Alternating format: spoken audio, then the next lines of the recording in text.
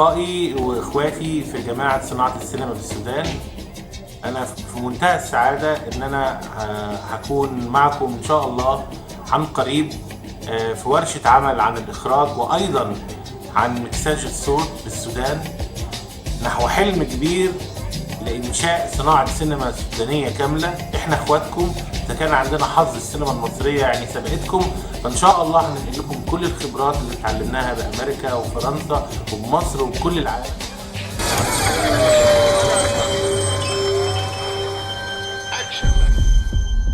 اولا انا بحب انتهز الفرصه ديت علشان احيي جماعه صناعه السينما في السودان. الجماعه ديت كلها فنانين جامدين جدا، ما شاء الله. الفكره باذن الله هتلقى نجاح كبير وهيحققوا نجاحات كبيره قوي في مجال السينما بشكل عام، وانا من هنا بعلن دعمي الكامل ليهم، وان شاء الله يكون في سبل تعاون كبيره قوي بيننا وبينهم، ويكون في ورشه فنيه قريب نشتغل فيها على كل فنون صناعه السينما ان شاء الله. احب احيي السيناريست خالد علي، واحب كل القائمين على هذه الجماعه، وبقول لهم استمروا.